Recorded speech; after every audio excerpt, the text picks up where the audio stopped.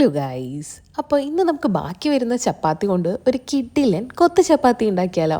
അപ്പോൾ ദേ ചപ്പാത്തി അവിടെ എടുത്ത് വെച്ചിട്ടുണ്ട്. അത് നല്ല പീസായി കട്ട് ചെയ്യണേ. ഇനി ഒരു പാൻ അടുപ്പത്ത് വെച്ച് അതിൻ്റെ അകത്ത് കുറച്ച് ചിക്കൻ വെള്ളവും ഉപ്പും മഞ്ഞളും ഇട്ട് വേവിച്ച് വെക്കണം. ഇനി വേറൊരു പാൻ അടുപ്പത്ത് വെച്ച് എണ്ണയും വെളുത്തുള്ളിയും അതേപോലെ കട്ട് ചെയ്ത് വെച്ചിട്ടുള്ള സവോളയും കൂടെ ആഡ് ചെയ്ത് കുറച്ച് ഉപ്പും കൂടെ ആഡ് ചെയ്ത് നന്നായി വഴറ്റണം.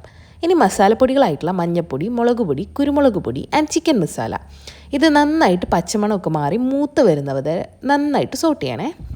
ഇനി നമ്മൾ വേവിച്ച് മാറ്റി വെച്ചിട്ടുള്ള ചിക്കനും കൂടി ഇതിൻ്റെ അകത്ത് ആഡ് ചെയ്ത് ഒന്ന് സോട്ട് ചെയ്ത് ആ മസാല പിടിച്ചു വരുന്ന ടൈമിൽ നമുക്ക് മുട്ട ആഡ് ചെയ്യാം. ഞാനിവിടെ 2 മുട്ടയാണ് ആഡ് ചെയ്യുന്നത്. നിങ്ങളുടെ ആവശ്യം പോലെ എത്ര മുട്ടയാണെന്ന് വെച്ചാൽ ആഡ് ചെയ്യാം കേട്ടോ. അപ്പോൾ 2 മുട്ടയും കൂടെ പൊട്ടിച്ചൊഴിച്ച് അത് നന്നായിട്ട് സോട്ട് ചെയ്തെടുക്കാം. ഇനി ഒരു ചെറിയ തക്കാളി, ഒരു മീഡിയം സൈസ് തക്കാളിയാണ് ഞാനിവിടെ യൂസ് ചെയ്യുന്നത്.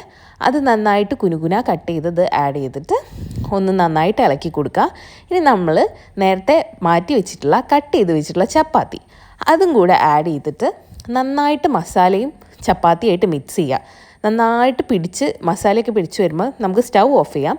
ഇനി കുറച്ച് മല്ലിയിലയും കൂടെ തൂവി കൊടുത്താൽ ഈസി ആയിട്ടുള്ള കൊത്ത് ചപ്പാത്തി റെഡിയാണേ. അപ്പോൾ ബൈ ഗൈസ്.